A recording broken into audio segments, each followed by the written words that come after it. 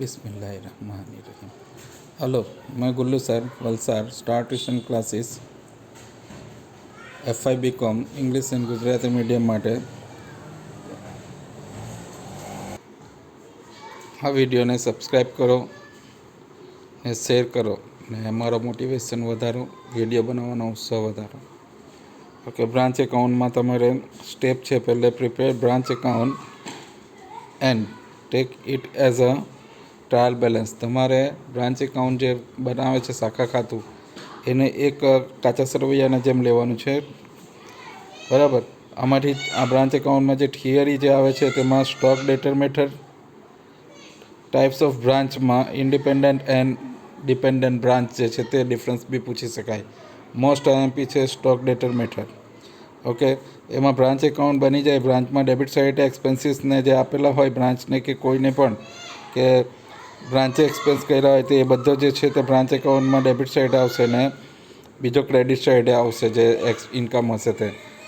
ને branch between branch and ડેટર્સ એના વચ્ચેના નોન કેશ ટ્રાન્ઝેક્શન, બિન રોકડ વ્યવહારો જે છે તે બ્રાન્ચ એકાઉન્ટમાં નહીં લખાશે, બ્રાન્ચ સિવાયના બાકીના એકાઉન્ટમાં લખાશે.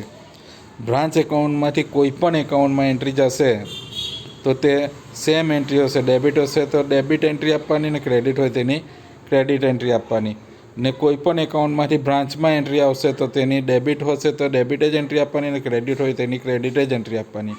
પરંતુ બ્રાન્ચ સિવાયના બાકીના બે એકાઉન્ટ ઇફેક્ટ થતા હોય, સપોઝ ટુ બી ડેટર્સ, પેટી કેશ કે ટ્રેડિંગ એકાઉન્ટ કે profit and loss account, A branch સિવાયના બે એકાઉન્ટ ઇફેક્ટ થતા હોય તો ઓપોઝિટ એન્ટ્રી આપવાની, બરાબર. એ નિયમ બરાબર યાદ રાખવાનો.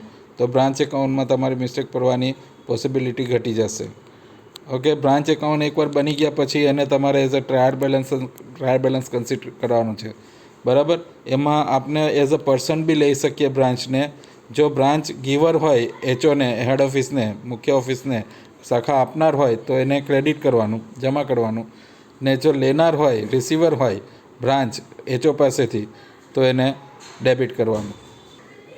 આ બ્રાન્ચ એકાઉન્ટને લગતા કેટલાક મહત્ત્વના દાખલાઓ છે. ઇલેસ્ટ્રેશન 4, ઇલેસ્ટ્રેશન 7, જેમાં ખાસ કરીને ઇલેસ્ટ્રેશન 7માં હવાલા નોન એટલે કે એડજસ્ટમેન્ટ એન્ટ્રી જે છે 4, જે ઇન્વોઇસ પ્રાઇસ ને CP એટલે કે ભરતીય કિંમત અને મૂળ કિંમત વચ્ચેનો તફાવત જે સામેની સાઈડે લખીએ છીએ, એક ઓપનિંગ સ્ટોકની શરૂઆતના સ્ટોકની સામેની સાઈડે લખીએ એટલે ડેબિટ ઓપનિંગ સ્ટોક આવે, ઉધાર બાજુએ શરૂઆતનો સ્ટોક આવે તો એની ક્રેડિટ એન્ટ્રી જમા બાજુએ જે કરીએ છીએ ડિફરન્સની, બરાબર, તે સ્ટોક રિઝર્વ કહેવાય. એટલે બ્રાન્ચ ક્રેડિટ થાય એમાં. એટલે stock reserve account debit to branch A invoice price ને કોસ્ટ પ્રાઇસનો ડિફરન્સ જે હોય તે જ રીતના ક્લોઝિંગ સ્ટોકમાં બી જે ક્રેડિટ સાઇડે બ્રાન્ચ એકાઉન્ટમાં લખીએ આપણે તો એનો ડિફરન્સ જે છે તે ડેબિટ સાઇડે એટલે ઉધાર બાજુએ આપણે લખવું પડે, બરાબર. એટલે branch account debit to stock reserve જે ઇન્વોઇસ પ્રાઇસ ને કોસ્ટ પ્રાઇસનો જે ડિફરન્સ હોય તે ભરતીય કિંમતના મૂળ કિંમત વચ્ચેનો તફાવત. તે જ રીતના બાકીના બે જે છે, બે બીજી હવાલા એન્ટ્રી હોય, એડજસ્ટમેન્ટ એન્ટ્રી જે છે એમાં એક તો ગુડ્સ જે મોકલવામાં આવે બ્રાન્ચને, બરાબર. એટલે HO બ્રાન્ચને ગુડ્સ મોકલે, મુખ્ય ઓફિસ શાખાને મોકલે Tevar goods send to branch, શાખાને મોકલેલ માલ શાખા ખાતામાં ઉધાર બાજુ એટલે બ્રાન્ચ એકાઉન્ટમાં ડેબિટ સાઇડ આવે ઇન્વોઇસ પ્રાઇસથી, તો એનો ડિફરન્સ સામેની સાઈડે લખવાનો હોય. તો સામેની સાઈડે એટલે કે ક્રેડિટ સાઇડે ગુડ્સ સેન્ડ ટુ બ્રાન્ચ જ લખાશે, શાખાને મોકલેલ માલ જ લખાશે. એટલે શાખાને મોકલેલ માલ ખાતે ઉધાર તે બ્રાન્ચ તે શાખા ખાતે goods send to branch debit to branch, એ રીતે જનરલ એન્ટ્રી થશે એની, બરાબર. તે જ રીતના જો બ્રાન્ચ રિટર્ન કરે ગુડ્સ તો તે ગુડ્સ રિટર્ન થાય તો તે ક્રેડિટ સાઇડે બ્રાન્ચમાં લખાય, જમા બાજુ લખાય પરત કરેલ બ્રાન્ચ શાખાએ પરત કરેલ માલ. તો એની જે તફાવતની રકમ છે ભરતીય કિંમત મૂળ કિંમત વચ્ચેનો એ ઉધાર બાજુએ લખાશે, ડેબિટ સાઇડે લખાશે goods send to branch, invoice price ને કોસ્ટ પ્રાઇસ વચ્ચેનો તફાવત. હવે જે આ સમ નંબર 4 છે તેમાં મેન જે છે તે આ જે છે cell goods 1/5 profit on selling price, એટલે સેલિંગ પ્રાઇસ પર બી હોઈ શકે પ્રોફિટ ને કોસ્ટ પ્રાઇસ પર બી હોઈ શકે, બરાબર. સેલિંગ પ્રાઇસ પર હોય તો તમારે ડાયરેક્ટ જે નેટ સેલ્સ આવે એટલે credit sale plus cash sales equal to total sales minus sales return, એમાં જે માઇનસ કરીને બહાર જે અમાઉન્ટ આવે એના પર ડાયરેક્ટ 1/5 એટલે 20% આપણે ગણી શકાય. કોસ્ટ પ્રાઇસ પર હોય તો તમારે 25 ઉપર 125 કરવાનું, ને 20 હોય તો 20 ઉપર 120 કરીને તમારે જીપી એટલે કે કાચો નફો શોધવાનો ટ્રેડિંગ એકાઉન્ટમાં. તો તમને કાં તો ઓપનિંગ સ્ટોક શોધવાનો હશે કાં તો ક્લોઝિંગ સ્ટોક શોધવાનો જ હશે, એ તમને તેમાંથી મળશે. એટલે આ ઇન્સ્ટ્રક્શન ટુ સેલ્સ હોય તો. બીજો જે છે તે ઇન્વોઇસ પ્રાઇસવાળી જ આવી ઇન્સ્ટ્રક્શન હોય, બરાબર. તો ઇન્સ્ટ્રક્શન ટુ સેલ્સ હોય તેવા તમારો ક્લોઝિંગ કાં તો ઓપનિંગ સ્ટોક શોધવાનો હોઈ શકે. ઇલિસ્ટ્રેશન 7માં આ જે એડજસ્ટમેન્ટ એન્ટ્રી હવાલા નોંધ મેં જ કહું છું, તે આ હવાલા નોંધ છે તેની એ જોઈ લે.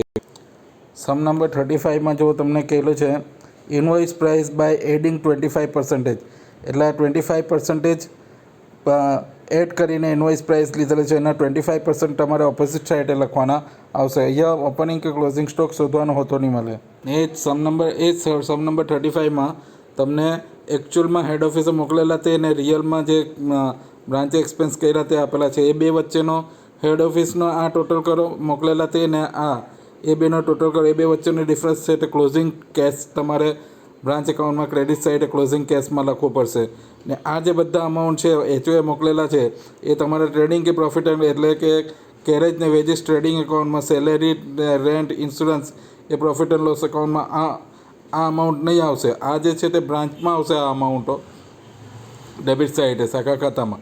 ને આ જે એકચ્યુઅલી પેમેન્ટ કરેલો છે એ આ પહેલો જે છે તે વેજીસ સેલેરી છે જે મજૂરી એ તમારા ટ્રેડિંગ એકાઉન્ટમાં આવશે. અને બાકીના 3 જે આ જે છે બરાબર એના રિલેટેડ કોઈ ઓપનિંગમાં હોય તો તે, નહીં તો આ બાકીના જે 3 છે તે આ અમાઉન્ટ જે છે તે પ્રોફિટ એન્ડ લોસ એકાઉન્ટમાં આવશે. ને એ બે વચ્ચેના જે ઓપનિંગ જે મોકલેલા તેનો ટોટલ ને આ જે બ્રાન્ચે જે એક્સપેન્સ કર્યા તે એ બે વચ્ચેના ટોટલ વચ્ચેનો જે ડિફરન્સ જે આવશે આ બેનો એ તમારે બ્રાન્ચ એકાઉન્ટમાં કેશ બેલેન્સ તરીકે લખવાનો આવશે.